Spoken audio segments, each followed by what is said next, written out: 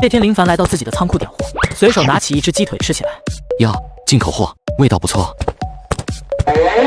我操，给我买到古玩了！林凡强忍腹痛往大门跑去，却被一阵光吸住，随后从库房大门飞出来，发现自己站在一个古代院子里。给我干哪来了？这还是国内吗？还没等林凡反应过来，洛云就带着一群侍卫冲进来。找到了，殿下躲在院子里。九皇子殿下，您去突厥做质子的事已成定局，别再闹幺蛾子了。突厥质子，我啃了一口过期鸡腿就穿越了。林凡下身传来一阵剧痛，原身的记忆涌入其中。如今我朝战败连连，突厥大军压境，诸位爱卿有何建议？陛下，传闻突厥可汗喜爱少男，不如将荒淫无度的九皇子连人带城送去突厥当质子，便可解燃眉之急。特么得，这穿越节点不对啊！荒淫无度的剧情我还没享受到呢。殿下，3天之后就是交接仪式，装疯卖傻是没用的，您还是趁早洗干净身子，乖乖待着吧。林凡摸了摸屁股，感到一丝凉意。这天崩开局，连个金手指都没有，这我活个几毛啊！这时，林凡发现胸口涌出一道金光，指向库房大门。难道说我的仓库也跟着过来了？林凡在怀中掏了掏，发现果真是鸡腿在发光，于是拿起它走进库房。霎时，大门再次把林凡吸进去。等他再睁眼，发现眼前正是满满当当的仓库，心中顿时狂喜。这下还当什么质子？按古代军队的伙食标准，光是用这里的榨菜招兵买马都够我杀穿北极了。林凡回到院子，把鸡腿收进怀中，掏出好几把锁把门锁住。几个侍女走来，见到这一幕疑惑纷纷。殿下怎么在空的库房上锁？难道殿下因为惊吓过度疯了？你们懂什么？这里面的好东西容易遭贼惦记。对了，你们是干什么的？回殿下，我们都是您挑选的贴身侍女，让我们扶您回去休息吧。林凡仔细打量身旁这几个黑色大波浪，这颜值这身材，的确配得上我荒淫无度的名号。以防万一，我还要挨个确认一下你们的身份。经过一番严刑拷打，林凡终于确认这些侍女就是自己人，但小婉却突然跪地痛哭。小婉莫哭，把你们调查清楚了，以后本王自然会对你们温柔些。不，奴婢哭的是您，您到时候被突厥人带走，奴婢就再也见识不到您的威风了。林凡看着眼前如花似玉的妹子楚楚可怜的样子，不禁心一紧。放心，本王一定不会让那些突厥人得逞的。但这可是陛下的旨意。狗屁的旨意，将臣民甚至自己儿子送出去的旨意，不遵守也罢。此时门外又传来阵阵嘈杂的声音。什么动静？殿下，大荒粮食枯竭，大家都食不果腹，想必是活不下去的百姓们又来闹事了。林凡心里一惊，透过门缝看到屋外的百姓不顾洛云和侍卫的阻拦闯了进来。洛将军，现在城里粮食短缺，光靠镇压暴动也不是办法呀。我们还有多少粮食？足够支撑我们1月，但若分给这些百姓，怕是1天都坚持不了。不行，一定得想办法。萧公子和皇后娘娘已经在来大荒的路上了，至少得撑到那个时候才行。可是总不能真把我们的口粮拿去给这些百姓吧？屋内听完二人对话的林凡神情自若，打开门走了出来。呵呵，洛将军何必如此为难？不就是粮食吗？本王能解决。你当然，不仅如此，本王还能带来你们从未见过的珍馐美食。大言不惭，殿下怕是还活在梦里吧？来人啊，带殿下回屋休息。哎，别着急嘛，洛将军，反正你们现在也没有别的办法，让本王试试又何妨？你想怎么试？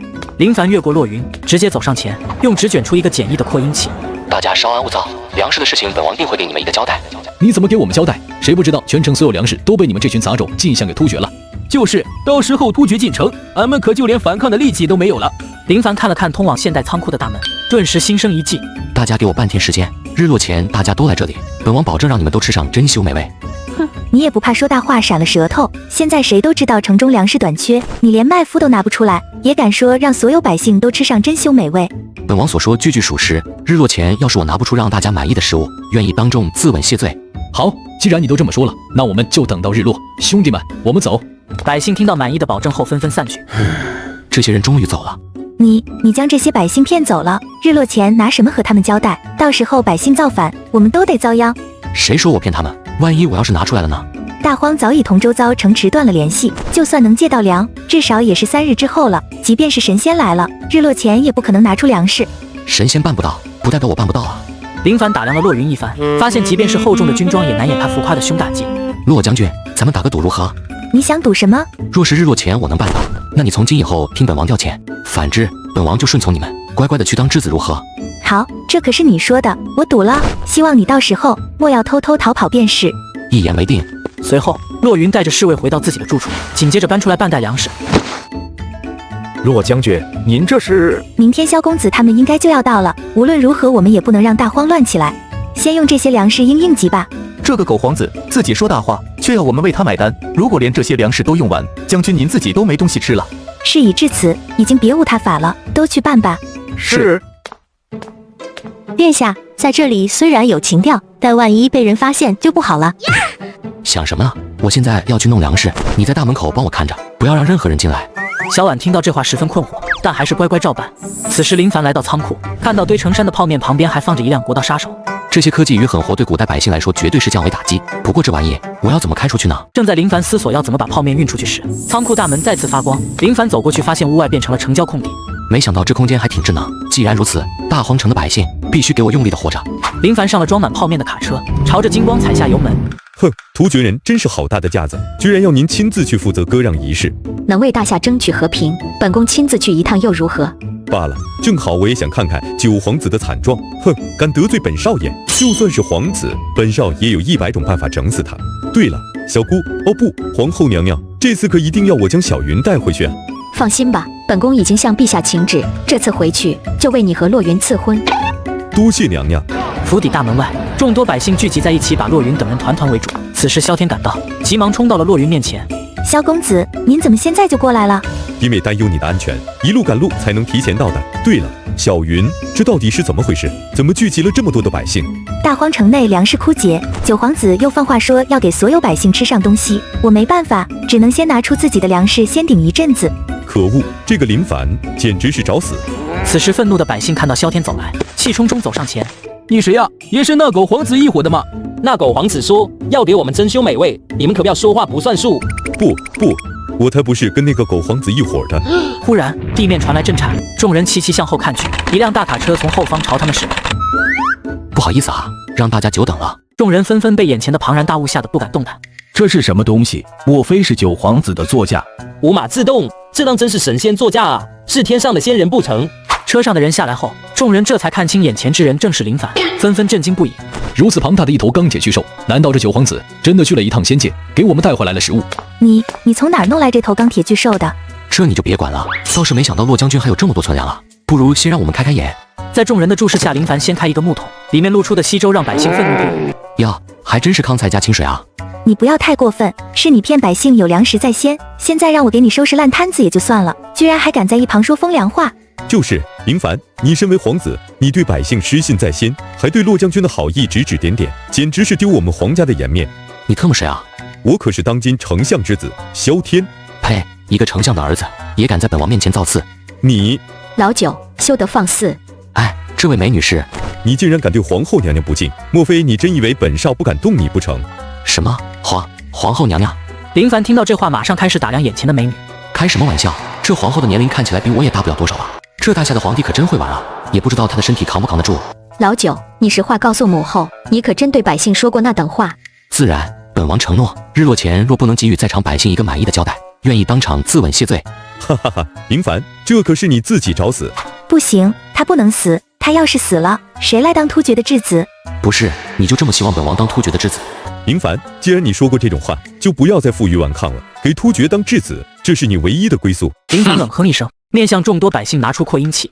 既然本王来到这里，就会对你们负责，让你们有尊严的活。大荒城，本王不会交出去。突厥想要奴役本王的子民，那就先从本王的尸体上踏过去。你好，说得好，说得好听又有什么用？大家伙不是还得继续饿肚子？九皇子殿下可是刚从仙界回来的，怎么可能会让大家继续饿肚子？殿下，快把您带给我们的粮食拿出来吧！当然没问题，本王一定让你们吃上最好的饭菜。九皇子，莫要再胡搅蛮缠了。你若是现在回去，百姓这边我可以帮你稳住，你还能留住一条小命。林凡，你若再敢放肆，本少只能遣卫兵将你强行拿下了。骆将军，你是不是说过，要是本王能拿出粮食，稳住这些百姓，你从今以后便要听本王调遣？放屁！云儿是本少的，就凭你一个废物皇子，也敢打云儿的主意？确有此事，但事实是你拿不出粮食，所以要履行赌约的是你，而不是我。所以你还是收起多余的念想，乖乖回去等着当质子吧。哈哈哈，也是，就算你跟云儿打赌了又如何？你一个废物，拿什么平定这些暴乱的百姓？老九，既然你输了，那就乖乖履行赌约吧，这样尚能保全皇家的颜面。来人，将九皇子带回去。众多侍卫持刀上前，准备带走林凡。住手！谁说本王拿不出来的？诸位，你们可瞪大眼睛看好了。林凡说完这话，闪到猜门将其打开，众人马上闻见一股香味弥漫而出。这究竟是什么东西？虽然泡面我早就吃腻了，但对贫瘠的古代来说，这泡面简直是没有对手啊！九殿下，您这铁盒子里面装的到底是些什么？当然是本王承诺给你们的珍馐美味了。来人啊，将这些东西抬下来！林凡一声令下，竟然没有一人行动，场面顿时十分尴尬。不是吧？我特么好歹也是个皇子啊，竟然一个人都指挥不动，还愣着干嘛？快搬呀！是。侍卫听见洛云的话，连忙搬了2桶泡面下来。即便盖上了盖子，也有一丝香味窜出来。难道你真的找到了食物？那是自然。来人啊，将这些东西都给百姓们分发下去。侍卫照办，很快方便面便分发了下去。随后每个百姓手里都端着一碗泡面。好吃啊，好吃！我这辈子从来没有吃过这么好吃的东西。这里面有盐有油，而且还特别多，这可是我们过年都不敢想的美食啊！九皇子殿下果然没有骗人，这就是天下最好的珍馐美味。看着百姓们脸上洋溢的幸福笑容，洛云面色有些复杂。此时林凡从他身旁闪出。洛将军，你莫非忘记了之前说过什么？洛云犹豫了片刻，最后还是面向林凡半跪而下。属下洛云拜见九皇子殿下。云儿，你怎么能向这废物下跪？你忘了他在京城的时候是如何欺压百姓，荒淫无度，目中无人的吗？抱歉萧公子，洛云并非不守承诺之辈，从今以后洛云应当听从九皇子的调遣。好，林凡，你以为你这就赢了吗？怎么，这位丞相大人的儿子还有什么指教吗？呵，你这么高调的把粮食拿出来，等着被突厥特使没收吧。百姓听到那些话，开始议论纷纷。可恶，好不容易吃上一顿饱饭，难道又要被这群突厥蛮子给抢了去吗？俺们就认命吧，能够吃上一次这么好的东西，就算饿死，俺也知足了。这狗皇子难道甘心将这些东西都送给突厥吗？要是他敢反抗，我刘大壮一定第一个崩了他。反抗个毛啊！没看到那九皇子一点话语权都没有吗？他拿什么反抗？林凡听到这话，于是走到刘大壮等人面前。诸位可有兴趣聊一下？林凡将刘大壮几人带到巷子后，打开了一个纸箱。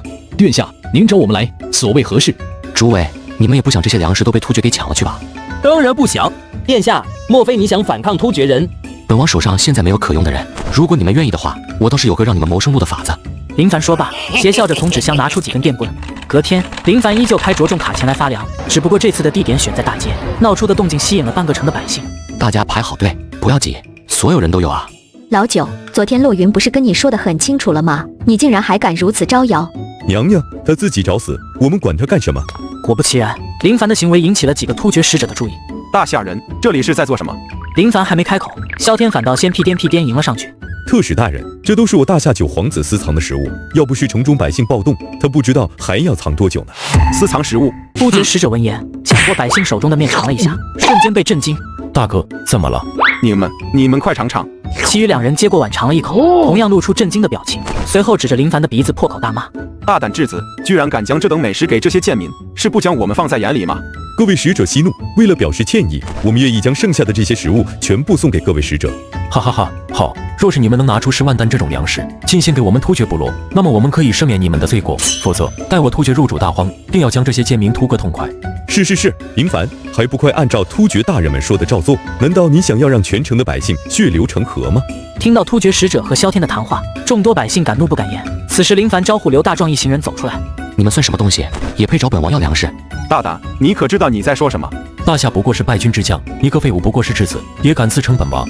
林凡，你自己找死就算了，居然还要牵连满城的百姓，你就是大夏的千古罪人！来人啊，快给我将这个废物拿下！哈，好，你倒是一条好狗，干得不错。是，您说的对，这种废物都不用劳烦您出手，小人自当替您拿下。百姓们对萧天一阵鄙夷，就连皇后也是微微皱眉。这萧公子面对突厥人竟如此卑躬屈膝，反而是这九皇子不卑不亢。传言中九皇子是个不折不扣的废物，或许不是真的。萧天，你莫非以为你吃定我了？哈，林凡，你以为你不知从哪儿招了2、3个侍卫就有底气了不成？我这些可是大荒城最精锐的侍卫。精锐？哈哈，笑话，本王打的就是精锐。大壮、刘大壮等人靠前一步，抽出了滋滋冒电的电棍，朝着侍卫走去。见状，皇后立马上前阻拦，不过却是走向萧天那边。小天，莫要伤九皇子性命。放心吧，娘娘，我保证会留他一条命的。都给我上，废了他们！是。眼见萧天带着侍卫朝林凡走去，洛云也抽出刀准备动手。不行，以萧天的性子，如果我不出手，就算林凡不死，估计也会打残，不能不管。洛云想拔，刚要拔剑，却见萧天的人已经被刘大壮一行的电棍直接电成电鳗。怎么可能？这一幕顿时惊呆在场众人。这是天雷，这些人竟然掌握了天雷的力量。什么？天雷？质子，还不快将能召唤天雷的神器交出来！对，交出神器，今日之事我们便不与你们计较。哦，不与本王计较，可是本王要和你们计较啊！林凡说罢便挥了挥手，招呼刘大壮等人便向突厥使者等人的方向靠了过去。你要干什么？林凡，不要冲动，半个多月后突厥便要正式入主大荒，你要是动了他们，恐怕无法向突厥那边交代。对，这位姑娘说的对，我突厥铁骑勇猛无双，你若是献上神器，并且上供你所有的粮食，今天的事我就当没发生过。哈哈，笑话，粮食是本王留给大荒百姓的，想要夺走我大荒百姓的粮食，你先问问满城的百姓答不答应？不答应，不答应。看着群情激愤的老百姓，突厥使者不由得后撤了几步。好，很好，质子，希望你能记住，你今天的决定将会害死整个大荒城的百姓。撂下几句心虚的狠话，突厥使者随即落荒而逃。林凡惹怒了突厥使者，本少看半个月之后你怎么收场。差点忘了你这个软骨头了，今日便将你也收拾了吧。林凡抽出落云的佩剑，剑指萧天，皇后赶忙拦了过去。老九，你做什么？母后，你要护着他吗？萧天是丞相之子，你不能动他。那我这个皇子就能动是吗？刚刚他让侍卫杀我的时候，怎么没见母后您拦在我面前呢？皇后被对得哑口无言，只得对着林凡干瞪眼，而林凡也冷静下来思考一番。罢了，你带他走吧。皇后眼见林凡松口，赶忙命人带着萧天离去。而林凡见到效果已经达成，便回头朝众人继续忽悠。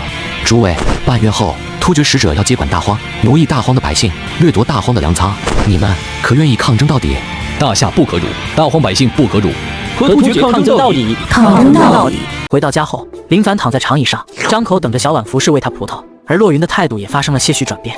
想不到你居然如此简单就赢得了民心，只是现在兵权基本上都还在萧天手上，你打算怎么对付他？洛将军，你之前应该是萧天的人吧？既然有赌约在前，属下今后定为殿下令侍从。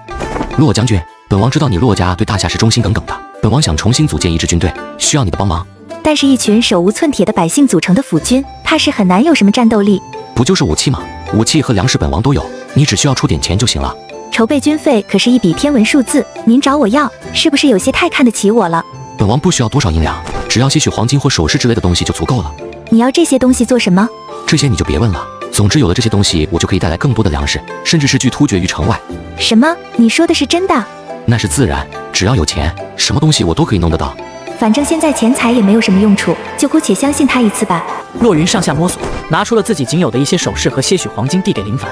我身上只有这些了，都给你。殿下，奴婢这里也有一些首饰，也都给您。林凡只是瞟了一眼手里的物件，嘴角便止不住的往上翘。你们放心，等打跑了突厥，我一定百倍补偿你们。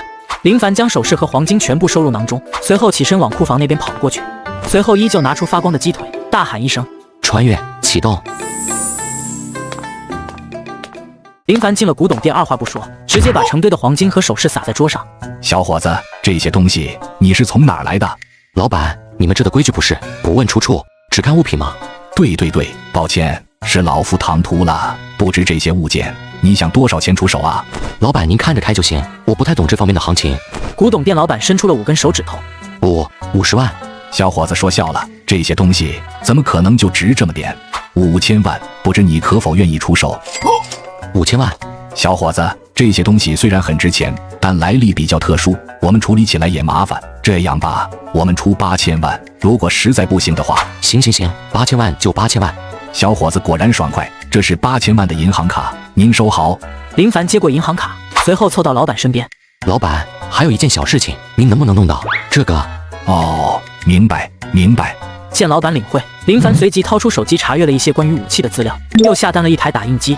回到仓库后，林凡再次盘点了自己的粮食和武器，终于全部搞定了。现在我要粮有粮，要武器有武器，只要扩大自己的威望，小突厥根本不在话下。林凡从库房里走出来，此时洛云、小婉、刘大壮等人已经等候在了外面。诸位，还有一件事需要你们去办。殿下只管吩咐。库房里本王准备了一些金铁、冶炼装置，你们找一些工匠，按照图纸给我做一批武器出来。林凡说罢便递给刘大壮一张图纸，而另一边吃了哑巴亏的萧天无奈只能跟皇后哭诉：小姑姑，这林凡太嚣张了，他居然想要杀了我。最可恶的是，他现在和云儿居然走得那么近。天儿，暂且忍耐一下，等半月后林凡成了突厥的质子，到时候自然不会有半分的威胁。呵，若非要他给突厥当质子，我早就把他给解决掉了。放心吧，即便我们不出手，光是当众羞辱突厥使者这一条，就有的林凡受了。但是这林凡最近在召集并且训练民兵，似乎是想要抵抗，加上他不知道从哪弄来那么多的粮食。无妨，本宫已经向你姑父请下圣旨，到时候他只能投降突厥，再怎么抵抗也是无用的。哈哈，还是小姑姑想得周到。回到房间后，完成初步计划的林凡还不忘定时整治内务。小婉，这可是仙界的衣服，穿上保准好看，快试试。见小婉还在犹豫，林凡只好亲自上手捣鼓一番。小婉啊，你这么觉得腿，不穿黑丝简直太浪费了。林凡二话不说，直接把小婉抱到桌上。殿下，这未免也太绝了！快，让本王告诉你黑丝的全部功能。正在林凡准备前往黑暗森林进行一番激烈的试炼时，大门却突然被推开。荒淫无度，无可救药。喂，明明是你不敲门就进来的，你凭什么这么说本王？突厥传来消息，半月后将遣3000铁骑入驻大荒，你居然还有心思在这里玩乐？3000铁骑，那突厥也太看不起本王了吧？你只有100-200人的民兵，连萧天的城守军都抵抗不了，更别说对抗突厥了。你懂个毛啊！本王不是让刘大壮召集工匠去造新武器了吗？放心吧，到时候肯定没问题的。武器再厉害有什么用？你就那么点人。骆将军，时代变了，你跟我来见识一下吧。林凡一把拉住骆云的手朝屋外走去，惹得骆云脸色微红，些许害羞。随后他们来到训练场，此时的刘大壮正带着招募来的士兵操练，见到林凡过来，急忙迎了过去。殿下，您怎么过来了？武器都已经打造完成，那本王自然要亲自过来给你们装备上了，都搬上来吧。不多时，一批整整齐齐的 AK 步枪便被搬了上来。刘大壮等人见此一脸不解。殿下，这些就是我们用来对付突厥的武器。没错。殿下，要是突厥人来了，我刘大壮绝不怕死，但您好歹也得让我们有机会杀几个敌人吧。就是啊，这些烧火棍怎么能当武器呢？林凡笑笑不语，走上前去，拿起一把 AK。这些武器其实就是此战制胜的关键。可是这些东西造型奇怪，除了用来砸人，我想不到其他的用法。它真的有你说的那么强吗？林凡没有理会，而是摆好架势，朝着远处的靶子连开数枪，靶子瞬间碎裂开来，惊呆众人。怎么样，大壮，还对本王让你做的这些东西有质疑吗？是属下眼拙了，殿下神威，不可不测。那其他的武器，你可得好好督促，尽快打出来。想要收拾突厥，只靠这些东西是不够的。必不负殿下所托。御花园里，皇后把一份圣旨递给萧天。哈哈哈，好，有了这道圣旨，那林凡再也蹦跶不起来了。那林凡现在在哪里？这几天他天天跟自己的侍女厮混在一起，偶尔往教场那边跑一下，看起来是已经自暴自弃了。突厥人还有不到1周就要过来，他再怎么训练士兵也是徒劳。还是小心为上，我们再去确认一番吧。随后，萧天带着皇后和一些侍卫抵达教场门口，却被2名士兵给拦了下来。大胆！本少可是丞相大人之子，你敢拦本少，是活腻了不成？丞相算个锤子，丞相之子又算个鸟。这里是教场重地，无关人等都不得入内，快给老子滚！你，本宫也算无关人等吗？这去告诉林凡，本少这次是带着圣旨来的，让他速速滚过来接旨。报，皇后娘娘和那掉毛萧天去教场了，还带着圣旨。什么？他们去教场做什么？殿下带着圣旨过来，恐怕来者不善。这么快就来搞事了？罢了，你们随本王出去看看。放肆！他林凡好大的威风，还不快让我们进去？不行，殿下不在，谁也不许进。区区一个大头兵，你找死！萧天说罢便想推开士兵硬闯，此时林凡正好赶到。萧天，本王上次饶你一条狗命，你不乖乖待着，还敢跑来挑衅本王？哟，这不是九皇子殿下吗？真是好大的威风啊！哎呀，云儿，你也在啊，快跟本少回去。萧公子，我已允诺，从今往后听从九殿下差遣。云儿，我已经向陛下请旨了，你可以跟我回京成婚，无需再待在大荒城这个鸟不拉屎的破地方了。你不看看自己什么德行，在突厥人面前比狗还乖？你以为骆将军真的会看上你这种软蛋吗？我告诉你，这次本少可是带着圣旨来的，你的好日子可快要到头了。今有大夏九皇子林凡肆意杀害外邦，影响两国团结，今责令九皇子赔偿突厥粮食万石，提前3天在城门口跪迎突厥使者，直至其抵达，以示歉意。钦此。众人听完圣旨，纷纷震怒。什么跪迎突厥进城？欺人太甚！九殿下怎么可以给突厥下跪？陛下怎会下这样的旨意？混蛋！我们就算跟突厥拼了，也绝不让九殿下受这等屈辱。萧天见众人反应激烈，以为胜券在握。林凡，跪下接旨吧。可笑，如此卑贱和讨好突厥的旨意，根本不可能是父皇下的。依本王看，你是在假传圣旨。放肆！这圣旨是陛下亲自所下，你敢抗旨不遵？你说是父皇下的就是啊。依本王看，你就是捏造圣旨。来人啊，将这些人全给我拿下！喂，干什么干什么？谁让你们拿 AK 的？枪管子是拿来对外的，哪有打自己人的道理？教育家里不听话的小朋友，用电棍就行了。把枪都收一收，收一收啊！众人心领神会，纷纷收起了枪，掏出电棍。你就只知道靠这种卑劣的手段取胜吗？有本事把你那带电的棍子收起来，拿之前那铁疙瘩和我们一决胜负。林凡听到这话一脸疑惑，拿出一把 AK。你是说这个吗？对，就是这个，咱们公平对决。你这个铁疙瘩可不带电吧？当然不带，你都说了是铁疙瘩了，只不过你真的要让本王的士兵用这个和你打？那是当然，你就说敢不敢吧。咱们各自挑选一名精锐单挑，要是你输了，就乖乖领旨谢罪，再给本少磕100个响头。要是你输了呢？哈哈哈，你这些民夫没有了带电的那玩意儿，一配合本少的精锐比，要是本少输了，任你处置。行，一言为定。随后双方各自挑选一名手下，让他们走上比斗台。林凡，这可是本少手下最得力的大将，一个人能够举起一头牛，就问你怕不怕？林凡使劲憋笑，环视四周后挑选了一个最瘦弱的士兵出来。萧天见此也笑出声，你就挑这么个病秧子，哼，本少倒要看看你这个瘦不拉几的新兵怎么打赢我手底下最强悍的大将。萧天一声令下令，那名大汉猛地冲锋，不出意外瞬间被 AK 冒出的火舌击倒。你不讲武德，这又是什么暗器？呸，跟你这种人还讲什么武德？萧天，你3番2次的针对本王，真当本王不敢宰了你不成？等一下，老九，还请放过天儿一次。母后，本王已经放过他一次了，这次本王可不打算饶恕他。放肆！本宫可是你的母后，你连母后的话都不听吗？哈哈哈，母后，你这年龄做父皇的孙女都够了，还母后，你若真想救他，我倒是有个好建议。林凡一把搂住皇后，一旁的侍卫纷纷嬉笑，见萧天还想挣扎，便将他摁住。怎么不愿意啊？不愿意，那本王现在可就宰了他。等等，本宫求你放萧天一命。母后，你说什么？刚刚风有点大，儿臣没有听清楚呢。我求你放过萧天一命。林凡，你个畜生，她可是你的母后，你连母后都敢调戏？闭嘴，这里哪有你说话的份？给本王拖下去！几名侍卫闻言，架着萧天就往外拖。林凡，本少跟你没完，本少要向太子殿下、向陛下告发你的无耻行径。本宫都已经求情了，你别动他。当然，母后都这样了，儿臣又岂能不给面子呢？林凡眼神示意之下，侍卫放开了萧天，林凡随即也放开了皇后。九皇子，今日之事，本宫记下了。3日之后突厥进城，到时候你便是突厥质子，还请好自为之。皇后说罢，带着萧天气愤离去。林凡，要不我还是带你偷偷离开吧。你若真的成为了质子，恐怕只有死路一条。哦，你不应该是萧天他们一伙的吗？怎么会关心起本王来了？萧天面对突厥卑躬屈膝，对自己人却嚣张跋扈，是属下从前跟错人了。骆将军，看来你现在是真心实意追随本王了。是，还请殿下整兵，准备撤离大荒。本王若撤了，这满城的百姓怎么办？殿下，我知道你体恤百姓，带您离开也是权宜之计。骆将军，你还是小看本王了。既然你已真心归顺本王，那本王就带你见识一番吧。林凡带着骆云来到训练场上，骆云眼见一排身穿迷彩士兵整齐划一的完成整队、开枪、命中等动作，顿时目瞪口呆。如何？本王这支特种部队可能抵御突厥？动则成军，纪律严明，即便是宫中的大内侍卫，恐怕也没有如此令行禁止的水准。有这支部队护送殿下离开，应该是没有问题。等等，本王啥时候说要跑路了？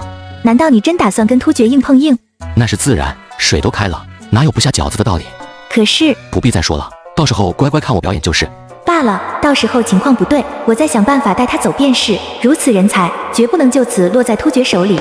突厥营帐内，一名士兵前来汇报大荒传来的消息。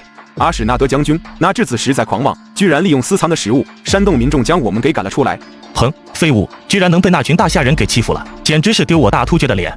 将军息怒，当时我们亲眼见识过那质子拿出的食物，是属下平生吃过最好的吃食了。这么个不起眼的小城，里面连麦麸粗粮都没有多少，真的会有你说的那等奇物？他们不仅有，而且有很多，多到敢直接拿出来赈济整个大荒的百姓。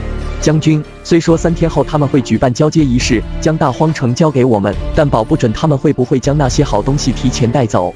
而且那质子手下还有能操纵天雷的棍子，我们不可掉以轻心啊！什么操纵天雷的棍子？要是真有那么厉害，你们几个废物还能活着回来吗？要我看，我突厥铁骑神勇无双，只要兵临城下就能吓得那质子开门投降，更别说反抗了。房间内，林凡正在教导小婉读书。青龙慢捻抹复挑，殿下，这是什么意思？你先好好记着，晚上我再来给你解答。殿下，皇后娘娘想要见你。哦，她来干什么？九殿下这般闲散，莫非忘了明天就是大荒城的交接仪式？大荒城的交接仪式？哦，本王有答应把大荒给突厥吗？这是陛下的旨意，并且两国早已签订了协议，你难道要抗旨不遵，破坏两国和平不成？和平？哈，和平从来都是打出来的，不是跪出来的。大言不惭，林凡，本少承认你的手下是有2把刷子，但那可是突厥铁骑，你真以为靠你招的100-200个匹夫就能抵抗突厥3000铁骑不成？他突厥不过才区3000，本王可是有200特种精锐，优势在我。哈哈哈，我看你是死到临头，只能在这装疯卖傻了吧？九殿下，此事关乎国运，关乎百姓，你身为皇子，对此有义不容辞的责任。本王说了，国运是打出来的，尊严是打出来的，百姓的安定也是打出来的。你知不知道，若是突厥真的冲进来屠城，那你可是大夏的千古罪人。此时，侍卫突然来报，殿下，突厥大军已经出现在大荒城20里外。听到侍卫的汇报，皇后和萧天的脸色惊慌。怎么可能？他们怎么可能来得这么快？林凡，你别不识好歹，陛下可是要求你提前3天就要去跪营的，如今只需要你临时过去做个样子，已经很便宜你了。不好意思啊，本王膝盖太硬，跪不下去。如果真要跪的话，你萧天自己去跪。你林凡，你当真要害死全城的百姓才肯罢休吗？林凡没有理会萧天，而是起身走向士兵，命令特种部队准备战斗。是。你当真是找死？皇后娘娘，我带着手上的精锐带您先行撤退。好。母后，你们那点兵力要是冲出去，随时都会被俘虏，所以还是老老实实的待在城里吧。你什么意思？林凡拿出无人机遥控器，上面将突厥的布局显示得清清楚楚。突厥这时根本不打算正常履行交接仪式，而是要强取大荒。什么？明明谈得好好的，他们怎么能不守信用？也就你这种天真的傻子才会觉得蛮夷会跟你守信用。洛将军，随本王上城楼吧。是。此时大荒城楼下，突厥3000铁骑汇聚。质子何在？我突厥大军将至，为何不跪下迎接？本王乃大夏九皇子林凡，从来也永远不会成为所谓的质子。哼，是不是质子可不是你说了算，我这里可是3000铁骑，推平你大荒城里那些老弱病残，根本不费吹灰之力。识相的话就速速跪降。你听好了，大夏的土地本王寸土不让，大夏的百姓本王寸丁不让。哗哗哗，好一个寸土不让！本将听闻大夏皇后将来大荒签订协议，她在何处？这位将军，本宫便是大夏皇后，今日之事有些误会，还请将军莫要急着攻城。哗哗哗，大夏皇后果然名不虚传。这样吧，若是皇后娘娘能跟本将回突厥，那这大荒城和质子便还给你们大夏，如何？林凡听到这话才松了一口气。原来突厥可汗喜好男子的传闻是假的。既然如此，不如母后，没想到您居然被那蛮子看上了。既然我们都是为了大夏的国运和百姓，要不您就委屈一下。你还有空幸灾乐祸？突厥都已经兵临城下了，你不是说要和突厥抗争到底吗？你倒是打呀！母后，之前儿臣对3000铁骑还没有什么概念，如今一看，确实声势浩大，儿臣恐不是对手。这位突厥将军，您刚刚是不是说，只要本王把皇后交给你们，你们就愿意退兵？哗哗哗哗！没想到你这质子还挺识相，乖乖把皇后送下来，本将可以考虑饶你一条狗命。林凡，你为了苟活，居然连自己的母后都出卖，畜生，禽兽！眼见萧天叫嚣，林凡直接给了他一个大比动。给本王闭嘴！这里有你说话的份吗？殿下，若皇后娘娘落入突厥手中，那我大夏将再无尊严可言。九皇子，你当真要出卖本宫？可是那可是3000铁骑啊！您不是说3000铁骑很厉害，大荒城必破吗？与其兵败被俘，不如母后替我们争取点时间，对不对？至此可考虑好了，要不要将皇后给本将送下来啊？本王考虑好了，本王的选择是……林凡继续摆出一副思考的样子，吓得皇后冷汗直冒。见效果达成，林凡才悠悠开口：“母后这么漂亮，本王可舍不得。你们还是靠边站吧。”阿史奈德听完这话，才反应过来被林凡耍了一通，顿时气愤不已。大胆质子，你敢耍本将？林凡回头一看，皇后虽然松了口气，但眼眶泛红。开个玩笑吗？儿臣怎会将母后交给这群蛮夷呢？至此，本将最后给你一次机会，跪下来迎接我3000铁骑入城，否则的话，大荒城你的母后，本将将会当着全城百姓的面，狠狠地践踏她。向你下跪，你想多了。不过，若是你能向本王下跪求饶的话，本王倒是可以考虑放你们一马。放肆！这可是你自找的。我突厥3000铁骑何在？阿史奈德一声令下，3000铁骑齐步向前踏出3步。反观林凡只是摆了摆手。特种部队何在？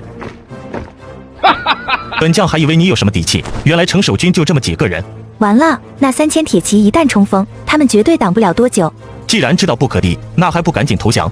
投降？不行不行，本王还是想试一下。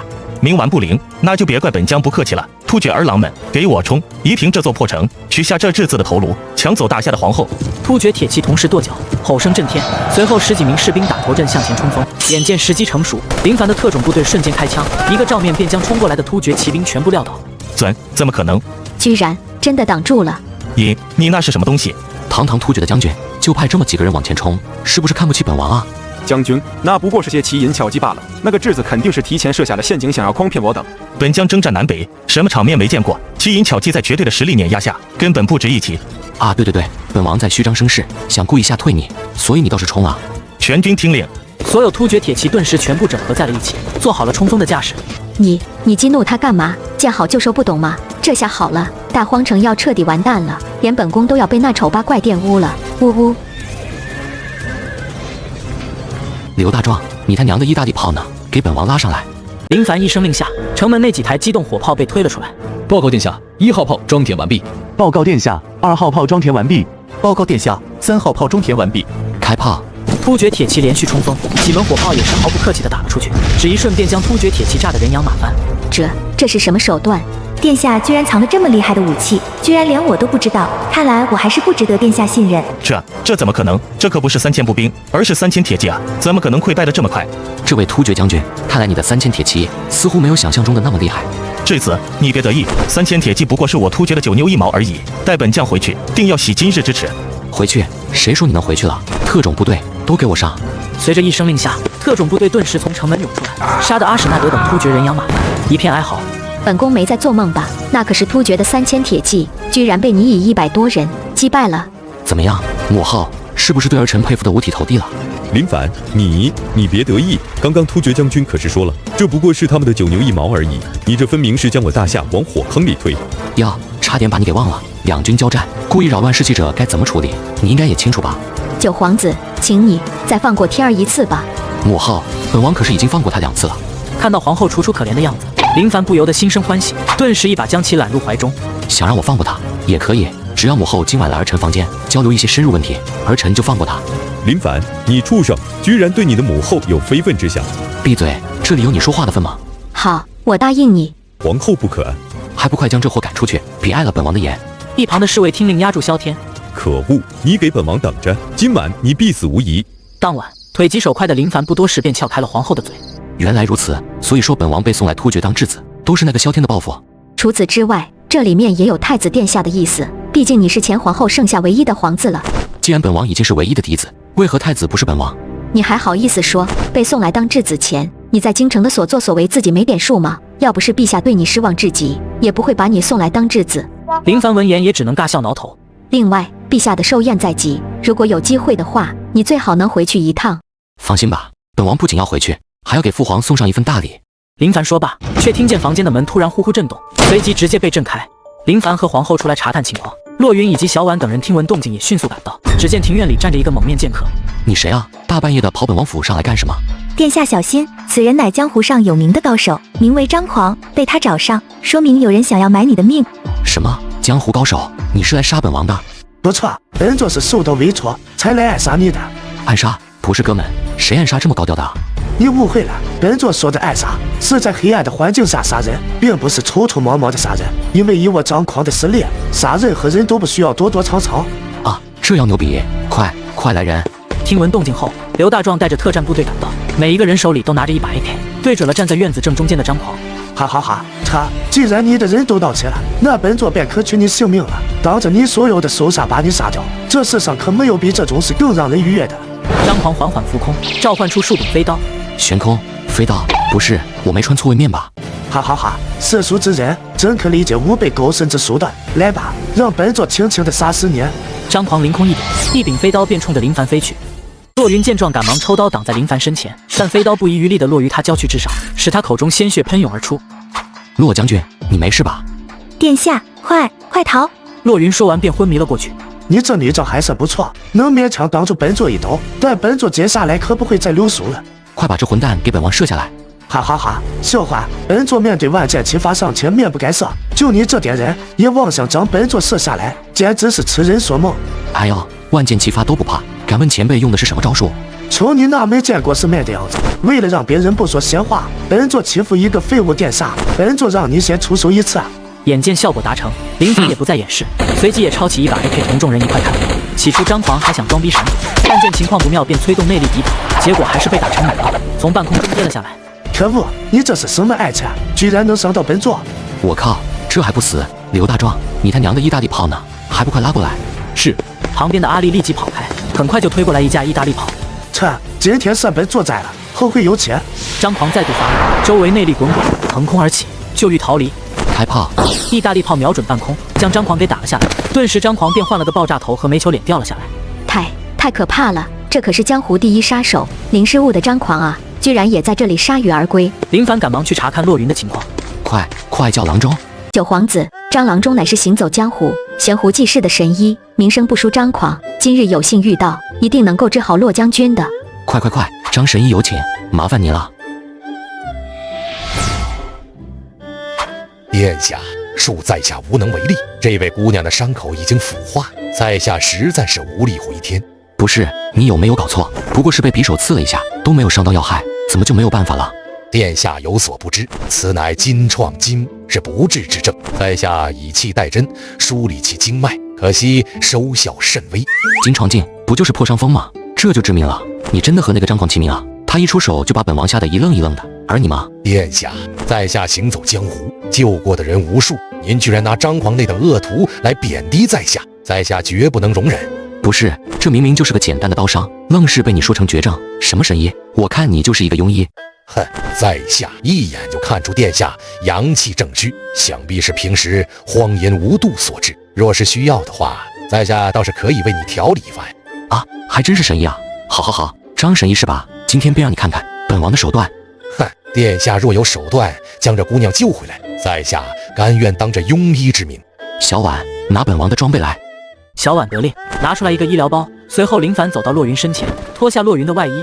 哼，没想到殿下竟然如此荒淫无度，这女士为救殿下而死，如今还要受到殿下的折辱，实在是悲哀。不是，哥们，这可是外伤，谁知外伤还抵着衣物的？在下一手运气之术，可革衣服止泻结痂，事后病患自行清洗便是，何须借治病之故行淫秽之事？那也没见你治好啊！你这都是那张狂卑劣，以腐朽器物袭击一世俗女子，而非在下之过。那你就好好看，好好学。林凡取出药物，在洛云胸口处一通揉搓。该说不说，这胸大肌确实浮夸。林凡随后取出一根针管，吓得皇后和小婉两人赶忙遮住眼睛。伤风败俗，一介皇子居然能对属下做出这等事情来。林凡闻言不予理会，而是专心治疗伤口。片刻过后，林凡才给洛云披上外衣。好了，小婉，你过来给洛将军清洗清洗，再换一下衣物。是，殿下。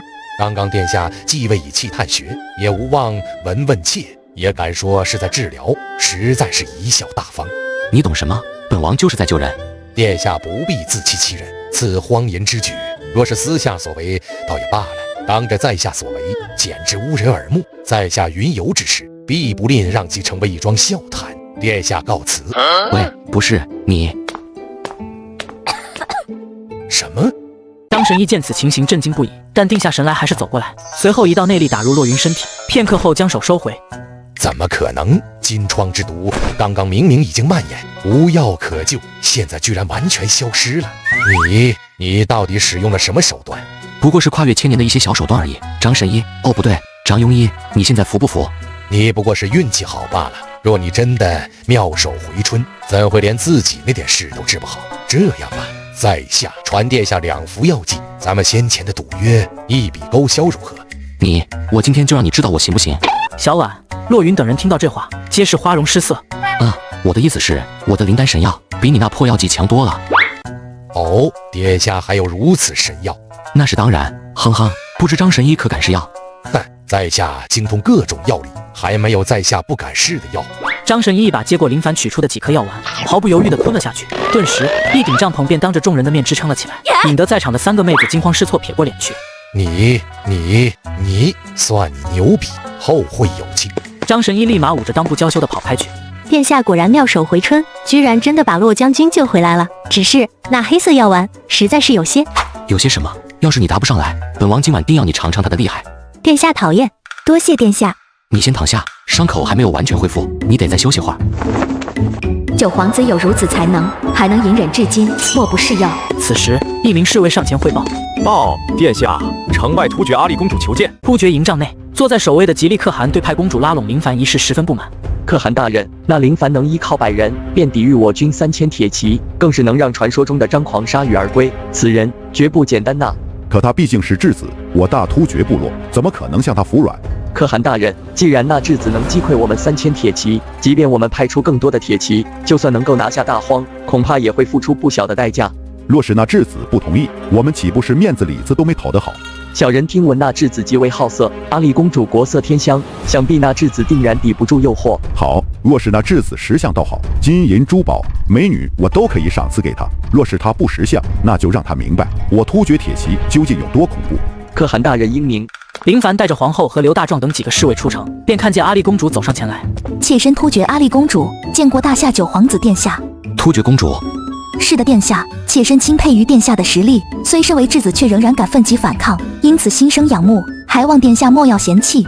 突厥公主挥挥手，后面的几名士兵搬上来一大箱一大箱的金银财宝。卧槽，真尼玛有钱啊！有了这些钱，还有什么是我造不出来的？哈哈哈哈哈！原来是公主殿下，您太客气了，来，快请快请。见到林凡居然要将突厥公主引进城，旁边的皇后脸色一变。九皇子，你这是干嘛？她可是突厥公主。突厥公主，我知道。然后呢？你就不怕这是个阴谋吗？殿下，这位是……哦，这位是我大夏的皇后娘娘。原来是皇后娘娘，阿丽见过皇后娘娘。皇后冷哼一声，没有回应。算了算了，别理她。公主殿下，快带上您的东西，随本王进城。嘿嘿。这家伙喜欢的真的是美色吗？我怎么感觉黄金珠宝对他来说更有吸引力？算了算了，只要能进城就好。那便多谢殿下照拂了。看见林凡迎接突厥公主等人进城，皇后气得直跺脚。公主殿下，无功不受禄，您送来这些东西，该不会仅仅只是过来表达一下仰慕之情吧？殿下果然聪明，阿丽此次前来，只希望能和殿下喜结连理。如果殿下需要的话，阿丽愿意再奉上黄金100万两。殿下意下如何？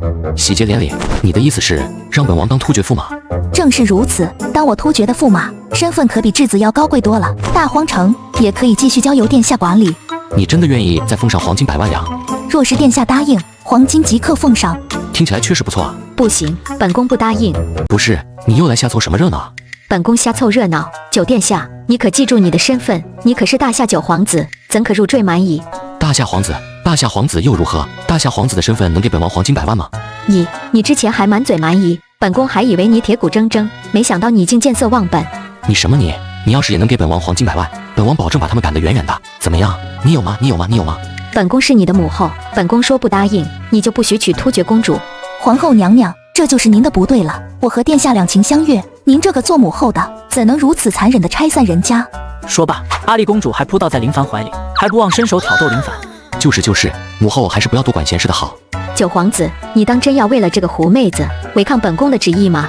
刘大壮，母后累了，带她下去休息吧。刘大壮还有些犹豫，但看到林凡的眼神不似被迷得神魂颠倒的样子，于是点头上前执行命令。皇后娘娘请吧。放肆！你一个小小的护卫也敢对本宫无礼？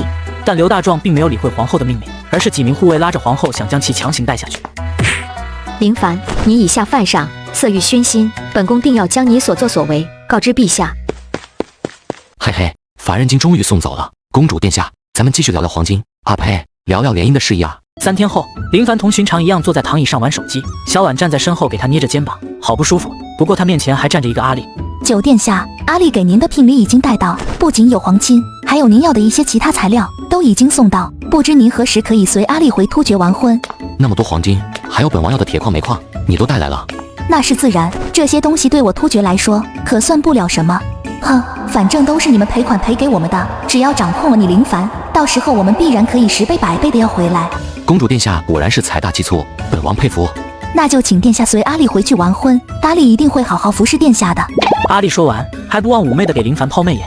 哼，狐狸精。那是自然，既然黄金都给本王送过来了，那突厥本王肯定会去一趟的。殿下不可，突厥危险重重，您就算再有手段，去了突厥，那也是九死一生。是啊，殿下，突厥那边毕竟是敌人的地盘，属下也不建议您前往突厥。你们这是什么意思？殿下可是本公主的夫君，就算回到了突厥，也没人敢动本公主的夫君。你们着急啥呀？本王要去突厥，突厥绝对没人敢动本王。哼，不知所谓。九皇子，你当真要去突厥？当然，非去不可。下个月便是你父皇的寿宴，莫非你为了这个狐妹子，连你父皇的寿宴都不去了吗？父皇的寿宴，本王当然要去了，而且本王不是说过了吗？要给父皇准备一个大大的礼物。哼，去了突厥，本宫怕你没命回去给你父皇祝寿了。夫君，你别听他瞎说，阿丽一定会将你完完整整的给带回大夏去的。那是当然，本王肯定是能完完整整的回大夏的。阿丽公主还以为自己计谋得逞，得意的瞥了皇后等人一眼，但此时林凡突然话锋一转：来人啊，将突厥公主给本王拿下！随着林凡一声令下，侍卫上前将阿丽公主给控制了起来。众人都无比震惊的看着林凡。夫君，你这是干什么？阿丽做错了什么吗？呵呵，突厥人杀我大夏子民，占我大夏城池，无恶不作。你真以为本王会跟你联姻？不过是看上了你的黄金罢了。九皇子，你原来是本宫误会你了。母后，目光要放长远一点，好好看，好好学，看我怎么拿捏这个突厥公主的。你竟敢欺骗本公主！你不也是一直在欺骗本王，互相欺骗而已，大家屁股上都不干净，就谁也别笑话谁了吧。林凡，你最好想清楚，我突厥部落可是陈兵20万铁骑，你若现在跟本公主回突厥，一切都还来得及，否则大荒城破，血流成河的时候，你可不要后悔。跟你回突厥？好的。殿下果然识相，还不速速把本公主放开，本公主带你回突厥成亲。我是说要回突厥，但不是你带本王回去，而是本王带你回去。你什么意思？殿下，您该不会是想……没错，骆将军，虽然本王不知道你在想什么，但你想的应该没错。你带他回突厥和他带你回突厥有区别吗？不过是名声上好听点罢了。哼，九皇子，亏本宫刚刚才以为误会你了，没想到你还是这副德行。母后，您不是说1个月后是父皇的寿辰吗？没错。那您觉得，如果儿臣将突厥送给父皇当礼物，如何？林凡此话一出，所有人再次震惊，不可思议地看着林凡。林凡，你可知道你在说什么？当然，灭了突厥，送给父皇当礼物，有问题吗？大言不惭。是不是大言不惭？你很快就知道了。来人，将突厥公主押下去，严加看管。大壮、骆云，你们去武器研究所，按照新武器的原型机，利用突厥公主送来的黄金和材料，迅速整备军备。是。小婉，咱们回房间休息。是，殿下。九皇子，你母后还有什么事吗？莫非是想要跟儿臣一起回去 happy？ 无耻！皇后愤恨地看了林凡一眼，头也不回地转身离去。好了，别管他了，本王这几天可别疯了，速速回房为本王医治一番。听说林凡的所作所为，突厥可汗气得化身桌面清理大师。岂有此理！简直是岂有此理！那个质子居然敢骗取本王的钱财，还敢囚禁本王的公主，真当本王不敢动他吗？可汗大人息怒。息怒个屁！都是你这个混蛋出事馊主意，要不是这样，本王也犯不上把阿丽也给搭进去。传本王命令，大军集结，向大夏宣战。要是大夏皇帝不给本王一个满意的交代，本王必要大夏付出惨痛的代价。金銮殿内，皇帝面对群臣忧心忡忡。陛下，大荒那边传来消息，纠结仪式并没有顺利进行。陛下，臣请旨赔偿突厥黄金500万两，粮食100万石，布匹丝绸1000匹，以平息此次大荒事件。你可知这些东西顶得上10个大荒了？陛下，大荒本就已经割让给突厥，如今我们迟迟没有交付，甚至还坑杀了突厥3000铁骑，突厥震怒也属人之常情。陛下，臣觉得丞相言之有理呀。如今的大夏可经不起开战啊！要是能以一些黄金、粮食、布匹之物换取我大夏休养生息的时间，大夏才可安定了。见风向如此，群臣纷纷附和。不行，朕绝不可能拿出这么多赔款来讨好突厥，否则大夏同样会生灵涂炭。父皇，既然这件事情是九弟惹出来的，那就让九弟自己解决。若大荒城真有能耐，那守住便是；否则的话，九弟还是会成为质子的。太子殿下言之有理，只是如此的话，大荒恐怕会相当不安定，而皇后娘娘还在大荒。太子说的有理，那便依太子所说吧。至于皇后，朕自然会让人将她安全带回来的。陛下圣明。听太监宣读完圣旨，林凡眉头微皱。坚守大荒城2个月，不行，本王做不到啊。九殿下，这可是陛下的旨意，您莫非要抗旨不成？九皇子，以大荒的实力，想必守住大荒2月应当不难吧？是啊，殿下，既然朝廷愿意出军，我们理应承担起责任才是。本王之前不是跟你们说过了吗？要给父皇献上一份大礼，守住大荒2月，这份礼物还不够。哼，九殿下好大的口气！罢了，圣旨已经送到，咱家现在要带皇后娘娘回宫，殿下好自为之吧。说罢，太监便想让人带走皇后。等一下，殿下还有什么事吗？本王准备的礼物需要一位见证者，母后刚好合适，所以你们不能带走母后。此时几名特战部队冲上来拦住了太监等人。殿下，您好大的胆子，带皇后娘娘回宫可是陛下的旨意，将娘娘留在大荒，要是出了事，您负得起这个责任吗？本王有绝对的自信保护好皇后，公公请吧。好好好，殿下真是好大的威风，咱家一定会将今天的一切一五一十的转告给圣上。九皇子，你疯了不成？居然敢当众忤逆你父皇的旨意！放心吧，母后，等父皇收下本王这份大礼，是绝对不会计较这种事情的。刘大壮、骆云，之前让你们准备的东西怎么样了？一切准备妥当。你莫非真的想要去突厥不成？那是当然，水都开了，哪有不下饺子的道理？对了，将那前凸后翘的突厥公主给带出来。随本王出城。大荒城外整整齐齐地摆放着几辆坦克。九皇子，莫非这就是你想用来对付突厥的东西？殿下，突厥铁骑号称平原霸主，到了草原上，突厥铁骑战力进一步增强，贸然深入确实有些危险。平原霸主，突厥铁骑也配？本王这才是真正的平原霸主。突厥所谓的铁骑，在这大杀器面前根本不值一提。可是这东西这么重这么大，而且还是用铁做的，10匹马也很难拉得动吧？谁跟你说这些是用马拉的？不用马拉，难道它可以自己跑吗？那是当然，坦克一旦开动，可以说是绝对的平原战神。哼，不自量力，信口雌黄，一堆废铁也敢碰瓷我突厥铁骑？公主殿下莫要着急，本王一定会给你一个惊喜的。既然你找死，那本公主就不拦着了，有本事你就出发啊！出发就出发，全军听令，出征，目标突厥。见林凡坚持，众人不再劝阻，而坦克也即刻开动出征。可汗，那大荒的质子居然主动朝我们突厥部落过来了。哦，莫非那质子已经迫不及待地想要过来当驸马了？可汗，那质子宣称要踏平突厥部落，还要您跪着去大夏投降呢。什么？他区区一个质子，连属地一起被打包送给我部的废物，也敢如此嚣张？不仅如此，他还挟持了公主殿下，利用公主殿下带去的聘礼扩充军备。这个质子完全没有把我们突厥部落放在眼里啊！哼，找死！我们没去找他的麻烦，他还反过来找我们的麻烦了。看本将军砍下那质子的狗头，去向大夏皇帝问罪。可汗，不好了，不好了！那质子带着一大批铁怪兽往咱们这里冲过来了。什么？这可是我突厥部落的地盘，陈兵20万铁骑，他那点人怎么可能冲得过来？可汗，那质子不知道从哪弄来了一些铁怪物，不仅能轻易压死我突厥铁骑，甚至能够口吐烈焰，将我军大的人仰马翻啊！军师，是不是本王平时对你太过宽容了，让你敢编这些无聊的话来糊弄我？可汗饶命啊！属下说的句句属实啊！此时，营帐外传来了轰隆隆的响声，就连整个营帐都跟着有些晃动。可恶，到底发生什么事情了？可汗大人，想必是那质子已经打到这里来了，您还是赶紧逃吧。笑话，逃！本王可是突厥部落的首领，征战天下无人能敌，岂有因为一个质子逃跑的道理？可汗大人，那质子，哦不是大夏皇子，乃天人下凡，无人能敌啊！胡说八道，胡说八道！我吉利可汗才是天命所归。此时，林凡带着骆云和刘大壮、阿力等人走进了营帐之中。哟，吉利可汗，好雅兴啊！阿力，还有你就是那质子。吉利可汗，你是不是还没搞清楚状况？现在的你才是质子。你真的击败了我突厥的20万铁骑？不然你以为我是怎么进来的？父王，这九殿下他不是人，他不是人啊！阿力，到底发生什么事情了？快跟父王说！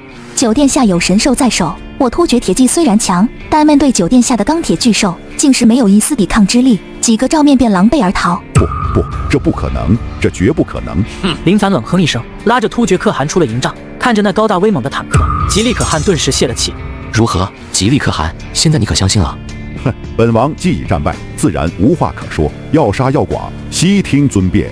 杀你？不，现在本王还不想杀你。你到底想怎样？本王只是想告诉你，区区突厥我覆手可灭，至于这偌大的地方，你还是自己留着吧。你当真愿意放过我？难道你就不怕我找你报仇？报仇？你有那个资格吗？殿下军队如此神威，我们绝对不敢有报仇的想法。不知殿下有何要求，我们一定办到。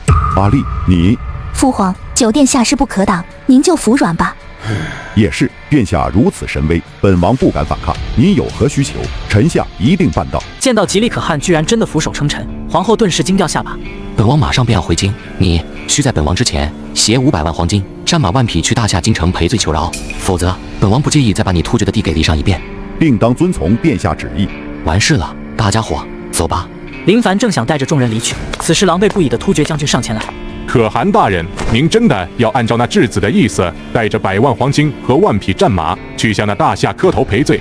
不然还能怎样？你看我大突厥部落被他不足1000人打得溃不成军，要是不按照他说的做，莫非你要我突厥灭亡不成？这传我命令，备500万黄金，2马万匹，启程大夏。回到府邸大厅，林凡慵懒地躺在椅子上，等候在此的小婉急忙上前服侍左右。怎么样，母后？您说这份礼物，父皇会不会喜欢？本宫仍然有些不敢相信，你居然真的将突厥……母后不是都亲眼见识过了吗？如此功绩，你父皇若是知道了，那太子之位必然会是你的。太子之位听起来不错，倒是可以当着玩玩。皇后听到这话，无语地翻了个白眼。既然这里的事情已经结束，那就回宫为你父皇贺寿吧。现在回去，或许还能赶上你父皇的寿辰。那是自然。洛云，你自特种战队里点兵500，随本王回京。刘大壮，你留在城内，严守武器实验室，随时等待本王号令。是。